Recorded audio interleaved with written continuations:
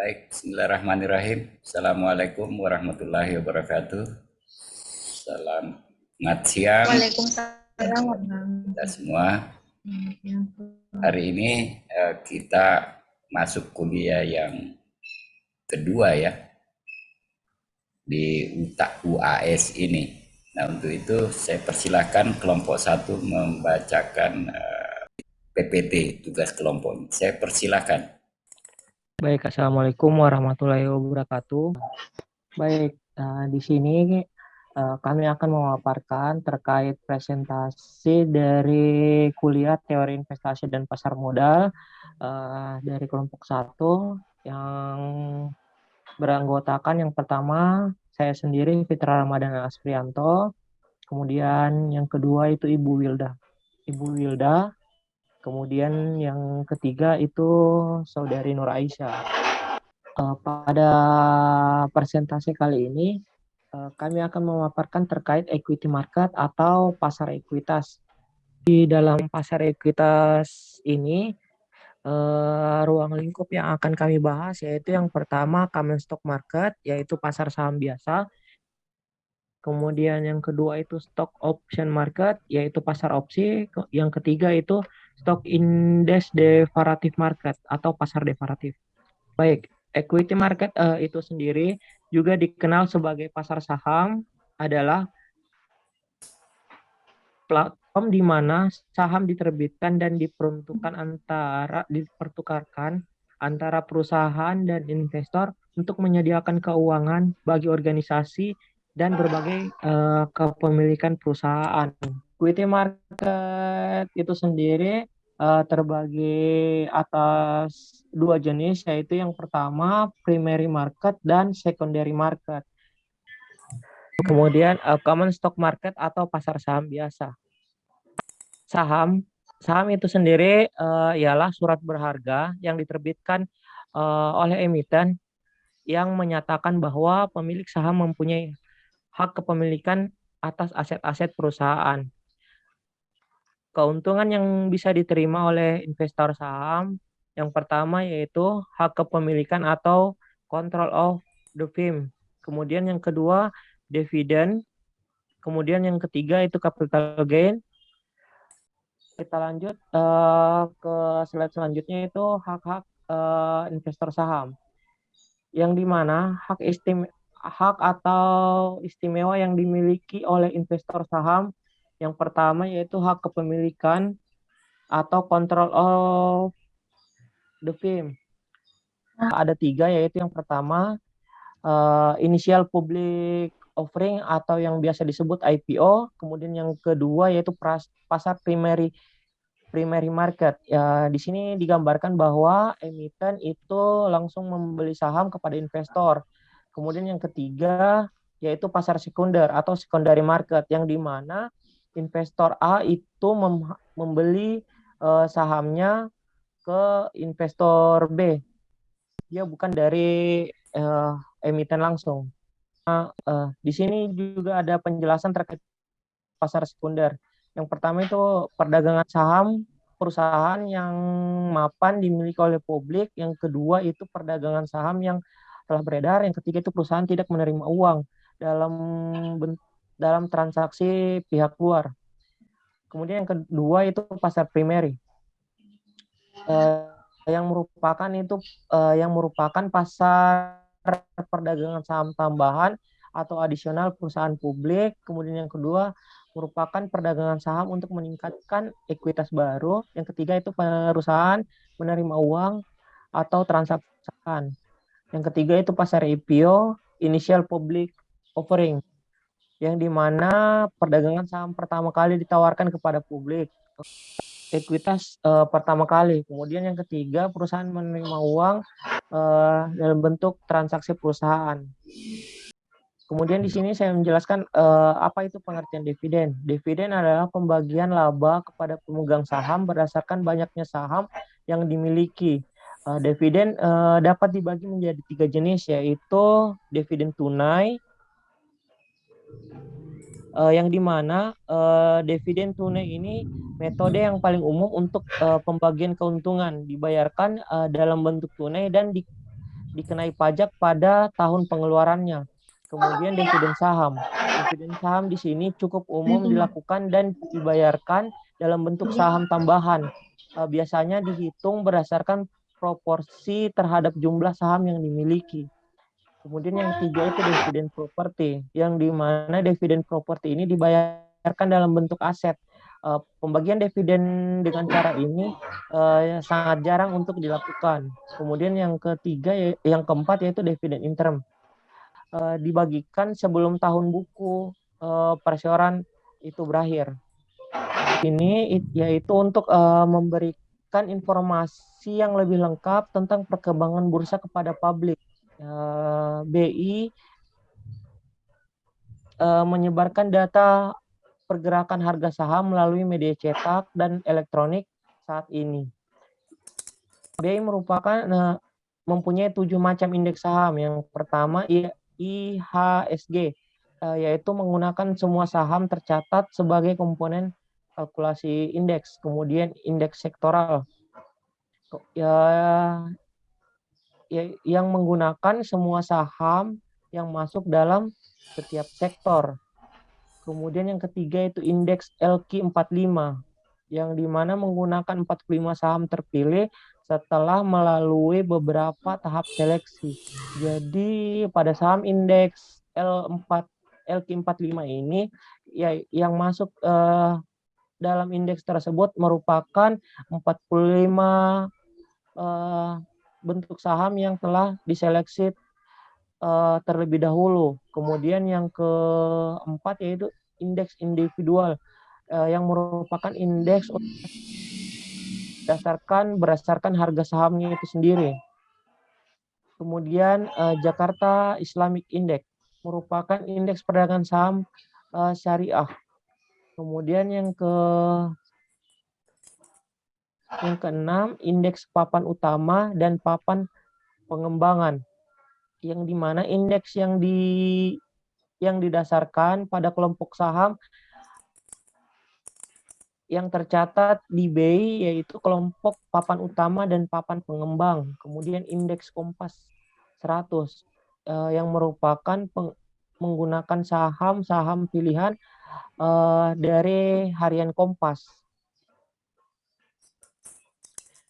Kemudian faktor-faktor yang mempengaruhi harga saham ada 5, yaitu yang pertama supply and demand, kemudian yang kedua yaitu the company performance atau performance dari perusahaan, kemudian industry condition yaitu kondisi dari perusahaan itu sendiri, kemudian makroekonomi indikator makroekonomi, kemudian yang kelima yaitu world domestic events. Stock option market atau pasar opsi, di mana opsi adalah suatu perjanjian kontrak antara penjual opsi dengan pembeli opsi, di mana penjual opsi menjamin adanya hak, bukan suatu kewajiban dari pembeli opsi untuk membeli atau menjual saham tertentu pada waktu dan harga yang telah ditetapkan. Kembangan pasar opsi dari tahun 1973, revolusi pada perdagangan opsi telah terjadi, di mana terbentuk namanya CBOE, yaitu Chicago Broad Option Exchange. Terus tahun 1976 yaitu ASX, di mana bursa efek kedua dunia yang memperdagangkan option di dunia. Terus tahun 1980 itu pasar berkembang dan matang. 1984 adalah Singapore Market. Jenis-jenis option atau jenis-jenis opsi ada 2, yaitu call option dan put option, di mana call option itu sendiri adalah hak membeli sesuatu kepada pemegangnya dengan harga kesepakatan atau strike price di antara tenggang waktu masa sebelum jatuh tempo. Sedangkan put option adalah hak menjual sesuatu kepada pemegangnya, di mana untuk menjual sebuah aset pada harga kesepakatan atau strike price dalam jangka waktu yang telah disepakati. atau di antara tenggang waktu masa sebelum jatuh tempo. Faktor-faktor yang menentukan nilai dari call option itu sendiri adalah pertama adalah waktu jatuh tempo, di mana semakin lama waktu jatuh tempo semakin tinggi nilai dari call option. Kedua, express price adalah semakin kecil exercise price sebuah call option akan menyebabkan nilai dari call option tersebut semakin besar. Ketiga, pembayaran dividen, di mana nilai dari sebuah call option akan menurun ketika saham yang menjadi underlying asetnya melakukan pembayaran dividen. Tingkat bunga di sini di mana bertransaksi dengan call option akan memberikan keuntungan, di mana kita dapat menunda pembayaran dan memanfaatkan uang dengan cara mendepositokannya pada tingkat suku bunga tertentu. Fluktuasi dari harga saham, di mana semakin berfluktuasi harga saham akan membuat call option semakin tinggi nilainya. Terus lanjut adalah faktor yang menentukan nilai dari put option. Pertama adalah waktu jatuh tempo, di mana sama seperti halnya dengan call option itu sendiri, semakin lama waktu jatuh tempo semakin tinggi nilai dari put option karena semakin besar nilai time value-nya. Terus exercise price adalah semakin rendah nilai dari exercise price-nya suatu put option, maka akan semakin rendah nilai dari put option-nya. Pembayaran dividen, dengan adanya pembayaran dividen akan mengurangi harga saham, maka hal tersebut otomatis akan menaikkan nilai dari put option. Tingkat bunga, di mana kontrak put option sama artinya dengan menunda penjualan dari sebuah saham dan juga artinya dengan menunda penerimaan uang tunai.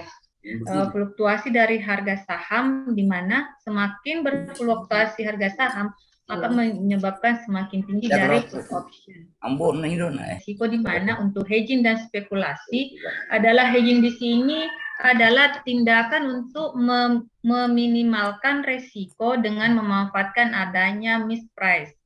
Sedangkan spekulasi di sini adalah tindakan memperoleh keuntungan dengan memprediksi naik turunnya harga sebuah sekuritis. Kedua, merubah risk exposure.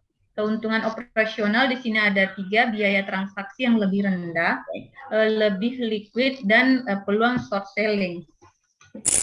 Dua tipe dari option itu sendiri adalah American option. Di sini American option dan European option itu berbeda pada saat pemegang memberikan hak untuk membeli atau menjual. American option di sini sebelum jatuh tempo, sedangkan European option itu saat jatuh tempo. Istilah yang perlu dipahami sebelum mempelajari option lebih lanjut adalah pertama, option premium. Option premium di sini adalah biaya untuk pembelian option. Kedua, exercise price atau strike price, yaitu harga yang ditentukan di mana pembeli dari call atau put option bisa membeli atau menjual underlying asset. Ketiga, exercising option adalah waktu di mana pemegang option memutuskan untuk membeli atau menjual underlying asset. Ketiga, exercise atau termination atau expire date. Yang terakhir, yang kelima, jatuh tempo, di mana option bisa di-exercise. Premi option. Premi option di sini adalah jumlah antara nilai intrinsik, dan nilai waktu. Di mana nilai premium opsi itu terbagi atas 2 macam nilai. Nilai pertama adalah nilai intrinsik, kedua nilai waktu, time value. Gaya opsi. Di sini gaya opsi ada 4. Ada 4 gaya cara pelaksanaan sebuah opsi. Pertama, opsi Eropa, di mana suatu kontrak opsi yang bisa dilaksanakan pada hari terakhir saat tanggal jatuh tempo masa berlaku opsi tersebut. Kedua, opsi Amerika.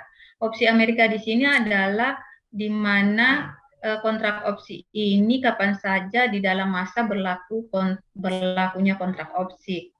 Ketiga, opsi muda, yang di mana kontrak opsi ini dilaksanakan pada saat jatuh tempo atau sebelum jatuh tempo.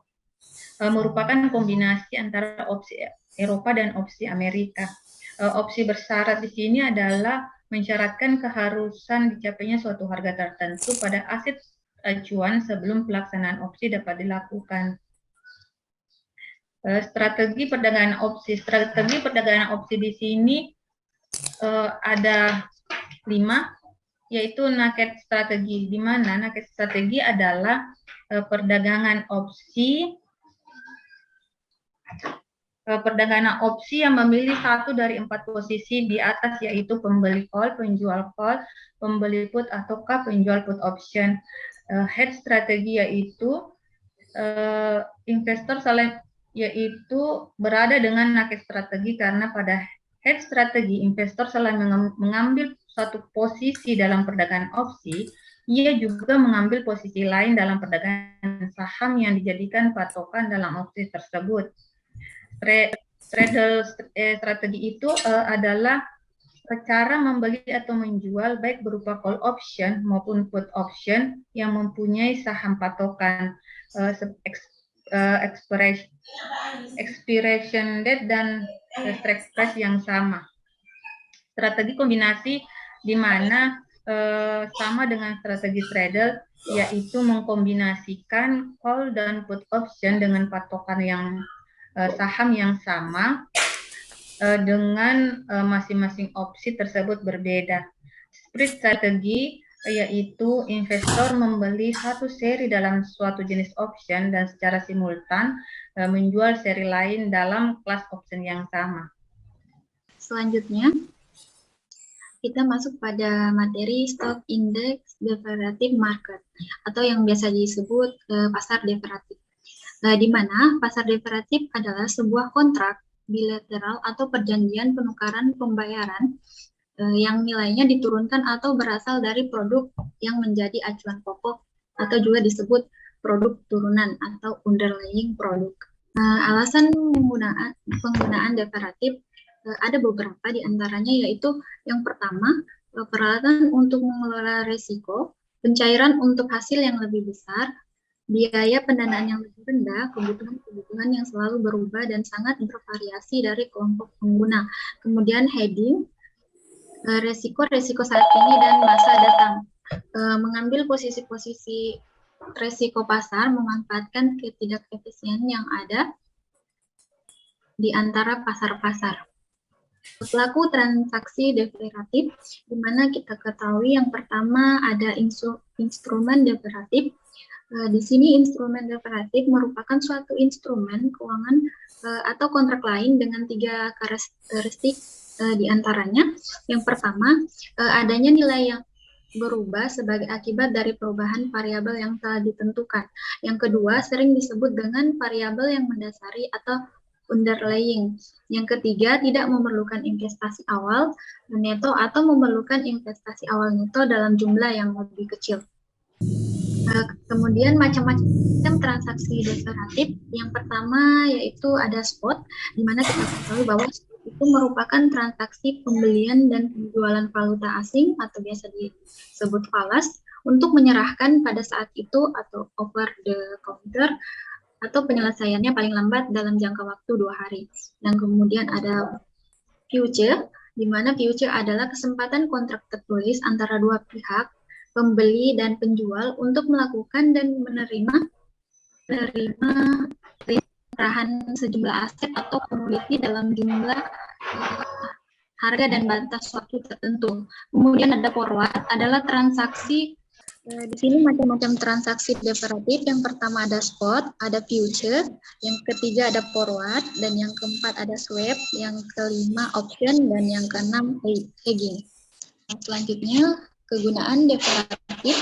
Kegunaan derivatif di sini ada 2. Yang pertama, sebagai asuransi dan lindung nilai. Salah satu kegunaan derivatif adalah sebagai suatu alat untuk mengalihkan risiko. Yang kemudian ada spekulasi dan arbitrasi. di mana arbitrasi atau sering juga dikenal dengan istilah arbitrage, ini bisa diartikan sebagai suatu tindakan mengambil keuntungan dengan memanfaatkan perbedaan antara satu aset acuan dan aset acuan lainnya. Kontrak derivatif, jenis kontrak derivatif di sini ada dua. Yang pertama, derivatif yang ditransaksikan di luar bursa atau dikenal juga dengan istilah over the counter, sering disingkat OTC.